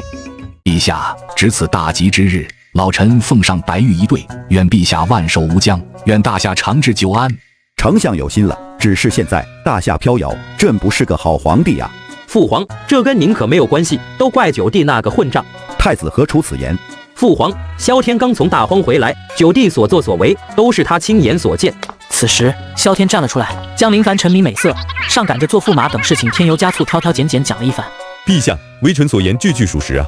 小天，事关皇家颜面，可不得胡言。父亲，我不敢胡说，皇后娘娘可以为我作证。皇帝闻言，脸色变得略微阴沉。陛下，皇后娘娘怕是回不来了。奴才前往大荒，想要带回娘娘，但九殿下赶走了奴才，强行将娘娘留在了大荒。混账！朕要你这奴才有什么用？奴才该死！奴才该死！陛下，还有一事，之前突厥攻城，那突厥将领对皇后垂涎不已，那个时候九皇子就有想把皇后交给突厥，换对方退兵的想法。混账！这个混账居然敢做出这种事来！莫非大荒守住突厥3000铁骑，他就是给朕这么守的？陛下，若真如我儿所言，那皇后娘娘威仪啊！难怪九弟要抢留母后在城中，原来是早就和突厥勾结在了一起，甚至还妄言能守住大荒，这一切都是阴谋啊！此时，一道响亮的声音打破几人的谈话：勾结突厥，哈哈！太子殿下还真是给本王扣了好大一顶帽子啊！孽障，你还有脸回来？父皇何出此言？儿臣为何不能回来？陛下，九皇子孝心可见，此番回来是为了给您送上一份大礼，还请您莫要动怒。这个孽障能送什么大礼？父皇，儿臣的大礼一定不会让您失望的。九弟，你这个时间回来有些不对吧？该不会你要送给父皇的大礼是突厥的阿丽公主吧？太子，你说什么？突厥已经对大夏宣战，你现在能回来，要么是已经和那突厥公主勾搭在了一起，要么就是你抗旨不遵，兵败窜逃。哈哈哈，笑话！勾搭突厥公主，兵败窜逃，太子殿下听谁说的？你的所作所为都被萧天看得清清楚楚，你还敢狡辩？一个软脚虾的话你也能信？九殿下怕不是被我切中要害了吧？若不是你伙同突厥故意做戏，靠你大荒那点残兵败将，怎么可能真的打赢他们？萧天，你身上4只眼睛全都堵住了是吗？是你被突厥打得落荒而逃，又是你主动当了突厥公主的男宠，方能苟延残喘至今。皇后娘娘可以作证。众人看向皇后，皇后却是沉默不语。够了，这里可是朕的寿宴，朕可不是来听你们吵架的。你说全歼突厥3000铁骑，可有证据？证据吗？自然有，都在这里面了。林凡慢悠悠从袖口掏出一部相机，看见林凡拿出相机，众臣议论纷纷。九弟，你怕是疯了？就凭这么个破盒子，怎么证明你全歼了突厥铁骑？破铁盒子？这可不是什么破铁盒子，这可是先人赐予本王的仙器。哈哈哈！仙器，九殿下，莫非你不知道之前陛下已经处死了所有的方士吗？你身为皇子，居然敢跟那些神棍一样招摇撞骗！九弟，你在别人面前招摇撞骗也就罢了，在父皇面前，你居然也敢放肆！孽障，你最好给朕一个满意的解释，否则，即便你是皇子，朕也不会因此饶恕你。那些方式是咎由自取。父皇，儿臣这可是真正的仙器，可以在瞬间记下眼前之景，并永久留存。胡说，世上怎么可能有这等仙器？既然父皇不信，那不如就让臣来演示一下。林凡在相机上一顿操作，顿时一张照片便被洗了出来。照片上正是突厥被炸得人仰马翻的样子。皇帝细细端详照片，脸色变得有些奇特。丞相一看情况不对，赶忙凑上前看照片。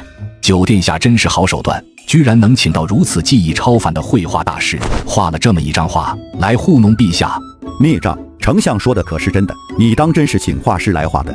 父皇有所不知，儿臣在大荒得受仙人指点，赐下此等宝物，可以将发生过的事情原封不动地呈于纸面上。所谓的画师，不过是无稽之谈罢了。不可能，世界上根本就没有什么仙人，就算有，也绝对不会赐下宝物给你这么一个纨绔。太子殿下所言甚是，就算有仙人赐宝，那也只会赐给太子殿下，而不是你这个一无是处的九皇子。丞相若是不相信，不如我们打个赌如何？本相不赌。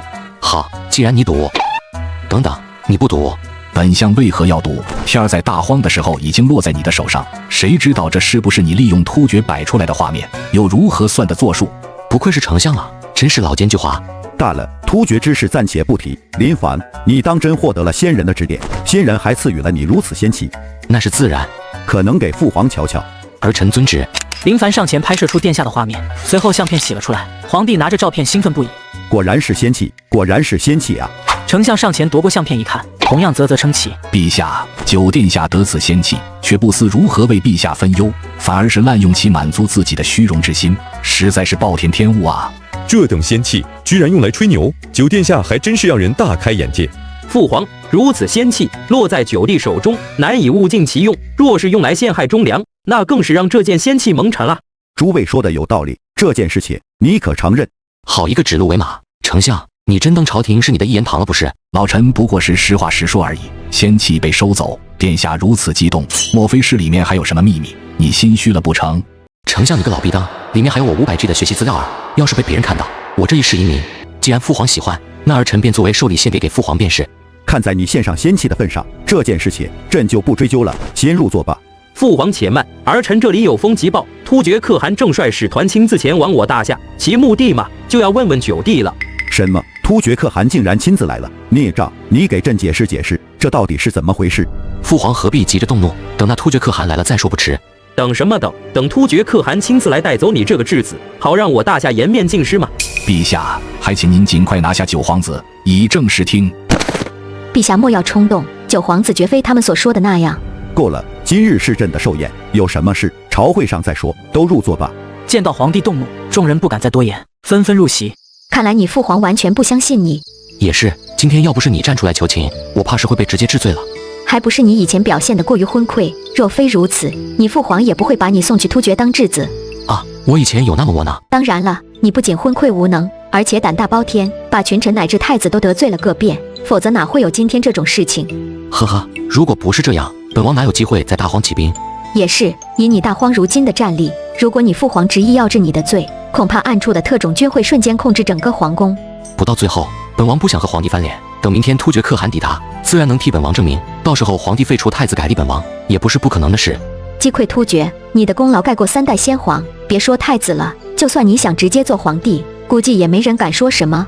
哈，就让那些个大臣再跳一跳吧。本王上位前，也好把这些毒瘤清一清。萧天、太子，还有那些个大臣，尤其是丞相那个老逼当，一个都别想好过。皇后闻言，脸色一变。你怎么了？九殿下，你能不能放丞相一马？林凡愣了一下，随即反应过来，丞相应是皇后的兄长。罢了，只要他不作死，本王可以留他一命。对了，也别跟父皇和丞相说突厥向我们归顺了，没有铁证甩他们脸上，他们只会当你是神经病。我知道了，天色不早了，我们先回去吧。林凡见四下无人，立马来了兴致。晚上的御花园风景不错，可惜我还有一个花园没逛过，不如皇后同我一块逛逛。次日，朝堂之上剑拔弩张。陛下，老臣要弹劾九皇子。爱卿要弹劾九皇子什么？陛下，老臣已经收到了突厥的国书，九皇子偷偷留下阿里公主，实则是骗取阿里公主的钱财，甚至还扣押了阿里公主。突厥可汗亲自来大夏，想必就是来兴师问罪的。姑这九弟还真是好大的胆子，虽说并没有如萧天所说那样沦为突厥驸马，但却将突厥的怒火引入了我大夏，还请父皇定要严惩。那孽障怎么还没有过来？微臣一早便去请了九殿下，如今早朝却迟迟未到，怕是心虚了吧？父皇，九弟虽身份尊贵，但目无兄长，更是没有把父皇您放在眼里，请您一定要严惩。陛下，突厥国书上还言明，大夏质子林凡多次挑衅突厥，诓骗公主，甚至设计坑杀突厥铁骑。突厥极为震怒，要联合周围几个国家对我大夏成包围之势，更是要将我大夏江山瓜分殆尽啊！光是一个突厥，便能耗得我大夏难以喘息。要是再联合周围几个国家，那我大夏江山危矣。这突厥最终还是不愿意放过我大夏吗？呵，这一切都是九弟的罪过。要是他安心在突厥当质子，我大夏岂会面临今天这样的局面？这个逆子，难道这大夏江山真的要毁在朕的手中了吗？陛下息怒，当初要将九殿下送去突厥当质子是老臣的建议，造成如今的局面，老臣也有责任，老臣自会负责到底。爱卿有办法？陛下，如今之计，唯有赔偿突厥军费，另外再割让一些土地，最后再擒住九皇子给突厥送去道歉，如此方能平息突厥的怒火。丞相真是出的一手好主意啊！你这么舔突厥人，突厥可汗知道吗？哼，殿下还好意思提突厥可汗？要不是你，突厥可汗怎会如此震怒，要联合周围国家踏平我大夏？突厥可汗要踏平我大夏？哈，怕不是你丞相想要突厥踏平我大夏吧？殿下何出此言？老臣对大夏乃是忠心耿耿，所作所为皆是为了大夏着想，殿下却如此污蔑于老夫，还请陛下为老臣做主啊！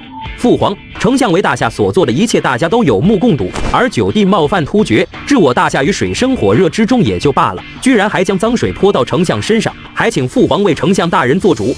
孽障！丞相乃是我大夏的肱骨之臣，你如此污蔑于他，是要寒了我大夏众臣的心吗？父皇，这等卖国求荣之徒，也配叫做肱骨之臣？满嘴都是讨好突厥、损害我大夏利益的贼子，割地赔款，残害百姓，这等贼子也配称为肱骨之臣？哼！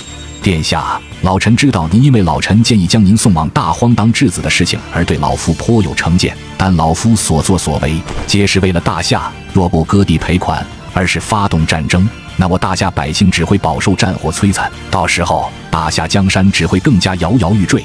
大夏百姓，你就这么确认大夏百姓会畏惧战争？本王在大荒几日，大荒百姓明知大荒已经被朝廷放弃，仍有勇气和突厥一战到底，连百姓都有的觉悟，你这个大夏的丞相难道都没有吗？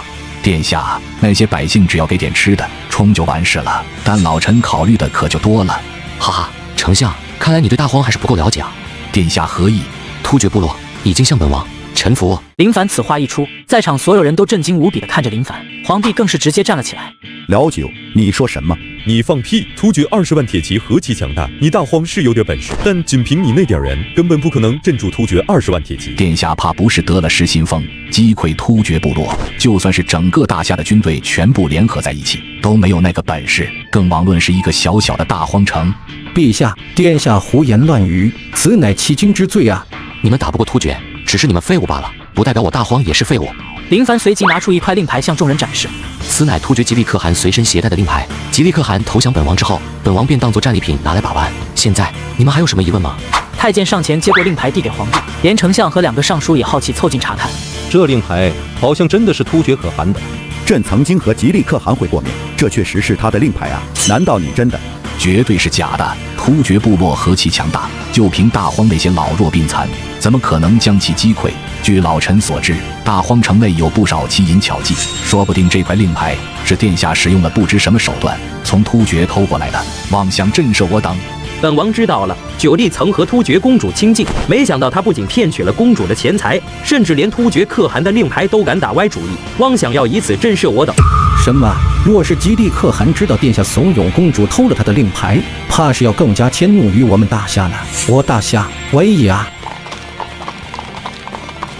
我们可是到大夏京城了。可汗大人，这里正是大夏京城了。九殿下可曾抵达？大夏九殿下乘坐的马车神速，我们的车队还要运送这些赔款，所以比九殿下要慢了一些。快进城！要是让九殿下不高兴，再带着那些怪兽前往我突厥闹一番，我们可受不住啊！是。窃取突厥可汗的令牌，这突厥能善罢甘休吗？怎么可能？这块令牌对突厥来说至关重要，偷了令牌就是打了突厥的脸，他们绝不会放过我们大夏。这可怎么办呢？萧爱卿，你可有应对之策？陛下，本来若只是之前，老臣还能跟突厥谈一谈，但是现在殿下将突厥可汗的令牌都带来了，怕是有些难以收场了。孽障！你怎么敢？你怎么敢的呀？皇帝气得吐出了一口鲜血。陛下，还请保证龙体。虽然现在情况确实非常糟糕，但并非完全没有解除之法。萧爱卿有何建议？还请速说来。既然令牌是殿下偷的，那解铃还需系铃人，只需要将殿下交出去，让其对突厥跪下忏悔自己的过错，交还令牌，或许能博得一线生机。那还等什么？快把九皇子给姑拿下！就在侍卫准备上前动手的时候，皇后及时赶到，都给本宫住手！母后，您怎么会保林凡？他可是大夏的罪人！你给本宫住嘴！太子怒视了林凡一眼，最后还是愤愤地退去。九皇子，本宫知道你能解决这里的事情，但本宫还是想尽量劝说一下，请你先不要动手好吗？云儿，这里可是朝堂，你过来做什么？皇后娘娘，后宫不得干政，您擅自闯入朝堂，是想使先皇的遗令于不顾吗？丞相大人，九殿下绝非你所想的纨绔之人，而是真的拯救大荒于水火之中的功臣，请你不要再跟他作对了好吗？皇后娘娘，你……皇后不再看丞相，转头面向皇帝。陛下，臣妾愿意以性命担保，九皇子殿下确实击溃了突厥部落。皇后此言一出，萧天眼睛瞪得比铜铃还大。母后，这不可能！九弟叛变的事，可是您让萧天回京汇报的，您现在怎么反过来帮他说话了？那是本宫误会九殿下了。事后，突厥公主被九殿下抓获，突厥正式向大夏开战，但他们还没来得及出兵，九殿下便主动出击草原，将所有突厥骑兵尽数诛杀。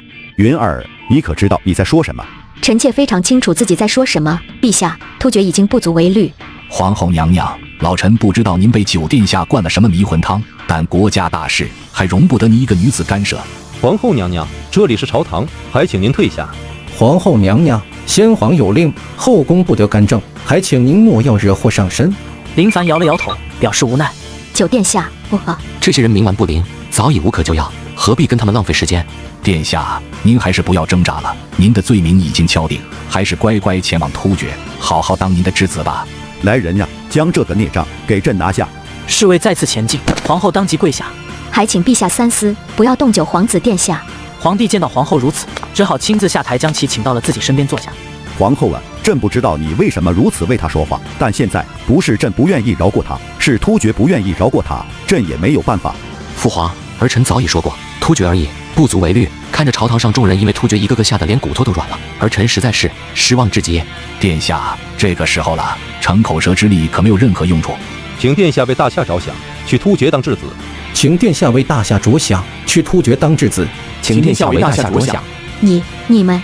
此时一名侍卫上殿，报，陛下，突厥可汗请求觐见。什么？突厥可汗这么快就到了？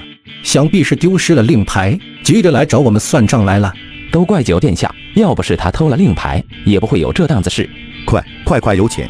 突厥可汗带着2个随从大踏步地走上殿，看见几名侍卫居然围着林凡，顿时吓得冷汗有些直冒。这群大夏人怕是疯了不成？居然敢如此对有天神之威的九殿下，难道不怕他掀桌子造反吗？原来是吉利可汗大人，老夫丞相见过大人。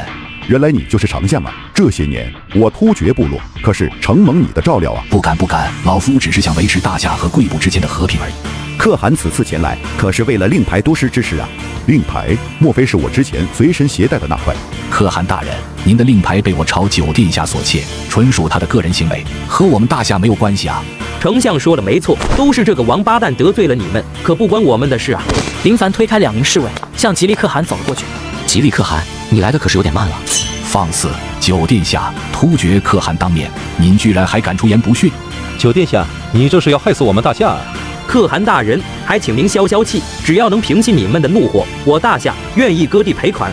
就在众人皆是震惊、求情、斥责的时候，突厥可汗突然向林凡半跪而下。小人来晚了，还请九殿下恕罪。我看到了什么？吉利可汗居然向九殿下俯首称臣，难道九殿下说的都是真的？难以置信，简直是难以置信啊！大人，您这是做什么？他不过是我朝一个废物皇子，您怎么能向他下跪？吉利可汗怒视了丞相一眼，随后揪着他的衣领。放肆！九殿下岂是你能够编排的？凡儿，这到底是怎么回事？陛下，臣妾早就跟您说过了，九殿下乃神仙眷顾之人。父皇，如今所见，突厥部落已经被我大荒特种战队攻破，突厥可汗送上赔款来我大夏求和，也是儿臣要求的，而这正是儿臣之前想要献给父皇的大礼，不知父皇可还喜欢？喜欢，朕太喜欢了。凡儿不愧是朕的好儿子啊！这皇帝变脸可真快，之前一口一个孽障，现在知道叫凡儿了。父皇满意就好。父皇，绝不可能！整个大夏谁不知道九弟乃是有名的纨绔，他怎么可能做出这等成绩？定是有假，请父皇明察。过了太子，作为储君，你难道就这么点气量吗？儿臣知错。陛下，大夏有9皇子，实难我大夏之幸事啊！天佑我大夏，天佑我大夏啊！以一城之力击破突厥，当这是前无古人后无来者啊！众人都在吹捧林凡，丞相大笑着站了出来。诸位，你们不会真的相信9皇子能击溃整个突厥部落吧？你想说什么？这还不明显吗？你9皇子是勾结突厥的反贼！胡说！突厥可汗都来求和了，这还能有假的吗？丞相大人，事实已经在眼前了，您事实个屁！陛下，您可莫要被9皇子给骗了呀！萧爱卿，你还有什么话要说？大荒城在突厥3000铁骑退却之后，突厥公主带着金银向9皇子下聘，9皇子当即无视皇后娘娘的警告，坚持要和突厥公主完婚。老臣这里有皇后娘娘的亲笔书信，还请陛下过目。一名太监上前接过书信递给皇帝，居然真的是云儿的亲笔书信。皇后脸色一变，刚欲解释。皇后娘娘，既然这是您的亲笔书信，那老臣可要说了，这一切从头到尾都是9皇子演的一场戏，目的就是为了太子之位。啥？本王为了太子之位和突厥演了一出戏？没错，虽然老臣不知道您用什么方法迷惑了皇后娘娘，但您那里奇淫巧技不少，肯定不乏一些蛊惑人心的邪物。众臣害怕，议论纷纷，而皇帝则是赶忙查看皇后的状况。云儿，你没事吧？莫非你真的被邪祟控制了？陛下，这厮控制皇后，在和突厥勾结，目的就是为了以绝世之功谋太子之位。林凡，你还有什么话说？什么？这九皇子心思居然如此歹毒？呵，九弟，没想到你心思居然如此龌龊，居然连姑都差点被你给骗了。孽障！没想到你为了太子之位，居然勾结突厥，迷惑皇后，朕怎么会生了你这么个孽障？不是，这你特么也信？你刚刚还一口一个法儿呢，我特么翻书都没你发点快啊！父皇，你宁可听信小人如此谗言，也不相信儿臣吗？哼，你什么德行，朕还不知道吗？荒淫无度，斤斤计较，和皇子们总是有数不完的矛盾。没想到长大后居然变本加厉，朕实在是对你太失望了。哈哈哈！九殿下，原来你大夏的皇帝居然如此蠢笨，也不怪臣下之前能屡屡击溃大夏的军队。罢了，你先退下吧，家务事本王自己解决就行。臣下告退。吉利可汗轻蔑地看了在场的众人一眼，随后退场。殿下，您还是老老实实交代了吧。父皇，儿臣请旨，太尉林军将九弟给拿下。臣附议。陛下，千万不要冲动啊！九皇子殿下真的不能得罪，您一定要相信臣下，殿下所说真的句句属实啊。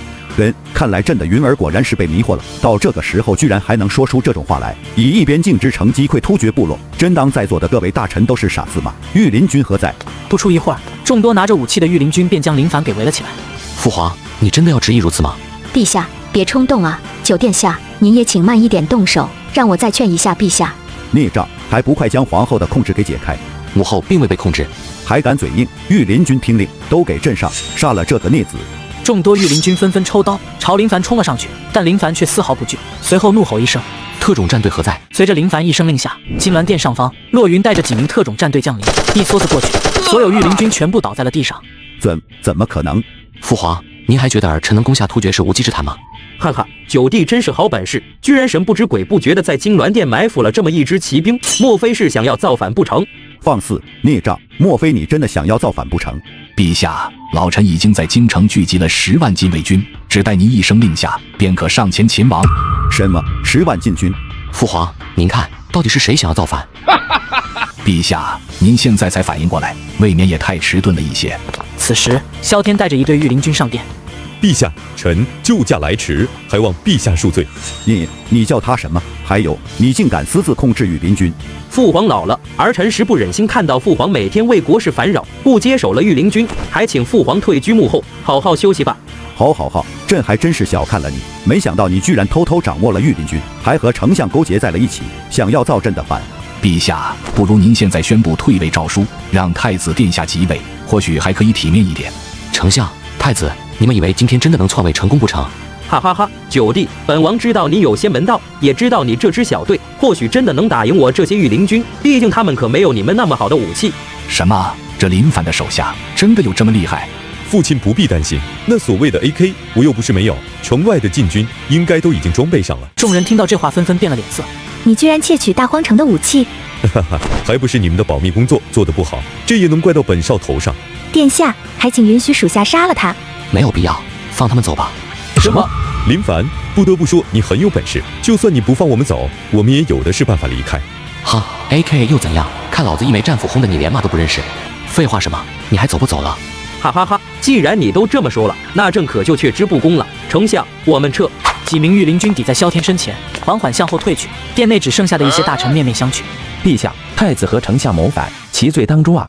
陛下，臣以为九皇子抵抗反贼，抵御突厥有功，如今又震慑宵小，保护陛下，应当立为太子，匡扶社稷。请陛下立九皇子为太子，请陛下立九皇子为太子。凡儿，这么多年来，一直都是父皇误会了你，请你不要怪父皇。父皇还是叫儿臣孽障吧，凡儿这个称呼，儿臣有点不知道父皇在喊谁了。皇帝一脸尴尬，连皇后捂嘴偷笑。九殿下，你父皇知道错了，就不要再让他难堪了。你旨立九皇子林凡为大夏太子，今后朝堂一切事务交由太子负责。凡儿，这大夏父皇便交到你的手上了，你可莫要让父皇失望。这皇帝倒是挺会的，知道自己已经控制不了局面，便将烂摊子全丢给了我。也罢，反正收拾那萧天和丞相不过顺手的事情而已，必不负父皇所托。太子殿下，那丞相和萧天陈兵10万在京城之外，甚至还装备了和你一样的武器，你可有办法化解？放心吧，母后，儿臣保证这次他们会比突厥更惨的。可是太子殿下，这次来京城，你没带那个铁怪兽，怎么赢那10万铁骑啊？铁怪兽是何物啊？陛下，太子殿下打进突厥部落，靠的就是那些铁怪兽。那所谓的突厥骑兵，在那铁怪兽面前，简直不堪一击。那铁怪兽竟如此厉害？是啊，可惜殿下这次回京，并没有把那些铁怪兽给带过来。反而，若是现在从大荒城带那个铁怪兽过来，需要多长时间呀？你们就别惦记那铁怪兽了，虽然它战斗力确实很强，但是速度很慢啊。更何况把它们开过来，不知道要烧我多少药呢，不划算，不划算。放心吧，皇后娘娘，虽然这次没有带铁怪兽过来，但是太子殿下亲自点了500精锐，配合京城的守军，要对付那10万禁军，也不是没有希望。他们可是也有 AK 的，真要硬碰硬的话，本王好不容易培养的500精锐可又要折损不少。不行不行，太子殿下，这也不行，那也不行，您打算怎么办呢？该不会您刚当上太子就要夹着屁股跑路吧？反而，你可不能弃京城于不顾啊！是啊，殿下，你想办法救救京城吧。陛下，皇后娘娘，太子殿下不是真的要逃，既然他不愿意出动铁怪兽，也不愿意动用特种部队，必定是有更好的办法。嘿嘿，还是小云懂我。洛云听到林凡对他的称呼，不禁小脸一红，羞怒的一拳砸在了林凡身上，引得其他人捂嘴偷笑。